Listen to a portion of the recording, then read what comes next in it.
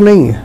लेकिन जो लोग इन्फ्लुएंस्ड हैं आपके ही मूवमेंट से, तो आप कैसे, आप नाम लीजिए मसलन क्या, मसलन तालिबान फॉर एग्जांपल, कहते हैं कि देवबंदी उनका इन्फ्लुएंस है, उसके अलावा भी आप कैसे कंट्रोल करेंगे? आप देख रहे हैं कि दुनिया भर में कई जगह, खासकर मुस्लिम ममालिक, बहुत अच्छा सवाल किया, पसंदी हो रही है और वो क्लेम करते हैं वो लोग कि हम इस्लाम से ही इन्फ्लुएंस्ड हैं, हम इस्लाम का ही काम कर रहे हैं, हम दीन का ही काम कर रहे हैं।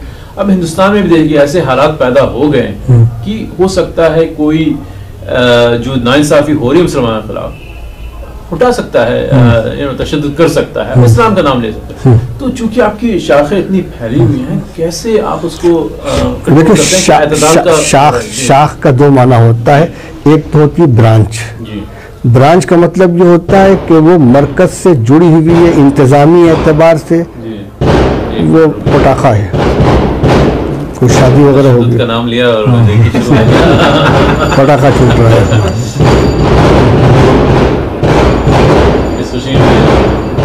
शादी होगी,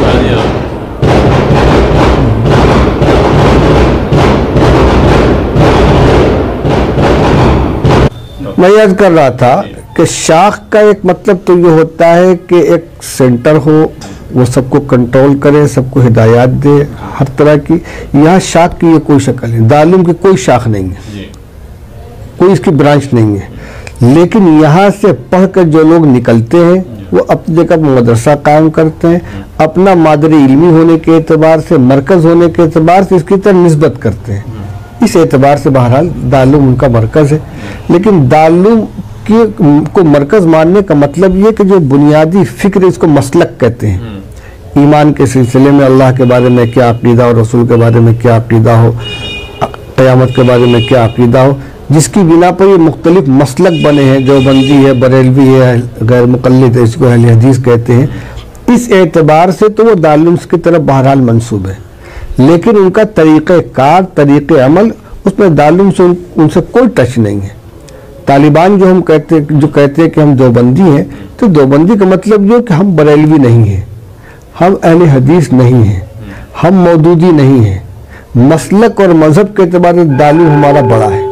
लेकिन इसका ये मतलब नहीं होगा कि वो जो कुछ भी कार्रवाई करें सब में दारुल उनका पेशवा है और दारुल उनकी रहनुमाई करे, उससे हमारा कोई ताल्लुक नहीं है। लेकिन आपका इन्फ्लुएंस है दुनिया भर में, सिर्फ सगीर में ही नहीं, तो आप अपने इन्फ्लुएंस को किस तरह इस्तेमाल करते हैं कि इस तरह की टेंडेंसी, क्योंकि मुसलमान की जिम्मेदारी आपकी है। आपके इल्म में होगा, जब ये तशद्दुद पैदा हुआ और उसको नाम दिया गया दहशतगर्दी का और उसका इल्ज़ाम आया मुसलमानों पर मदारिस पे, तो न सिर्फ ये कि दारुल देवबंद ने 2008 में एक बहुत बड़ी कॉन्फ्रेंस की दहशतगर्दी के खिलाफ, जिसमें तमाम मसलक के उलमा को जमा किया इस दारुल के अहाते के अंदर, बल्कि इसके साथ साथ फतवा भी शाया किया और उस फतवे को खूब हाईलाइट किया गया और उसमें ये वाज़ेह कर दिया गया कि तालिबान की इस तहरीक का दारुल देवबंद से कोई ताल्लुक नहीं है। इसके बावजूद वो अगर कहते हैं कि हम देवबंदी हैं, तो मसलक के एतबार से देवबंदी है, मसलक दूसरी चीज़ है। और ये कार्रवाइयाँ जो हो रही हैं सियासी या और जो हरकतें उनकी हो रही हैं, वो बिल्कुल दूसरी चीज़ है।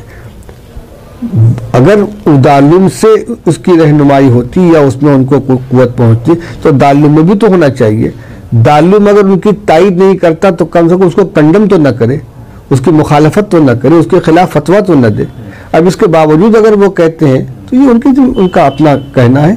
मसलक के एतबार से वो दारुल को कि है, इससे कोई ताल्लुक। बहुत से लोग हैं तो किसी शोबे ज़िंदगी के अंदर हो, तालिबान ही नहीं, दुनिया भर के अंदर फैले हुए लोग हैं। कुछ यूनिवर्सिटी में पढ़ा रहे हैं, कुछ साइंटिस्ट हैं, कुछ डॉक्टर, वो कहते हैं हम देवबंदी हैं, इधर तालिबान कहते हैं हम देवबंदी हैं।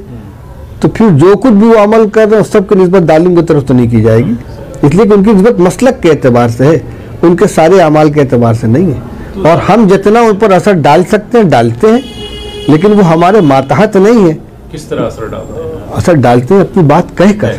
हमारे पास कोई ताकत तो है नहीं, कोई जिसको कुव्वत नाफिजा कहते हैं, ना हमारे हाथ में कोई इख्तियार है कि हम उनको मजबूर करें किसी चीज़ के ऊपर। हम समझाते हैं, अपनी बात कहते हैं, पर्चों के अंदर शाये करते हैं, तकरीरों में कहते हैं।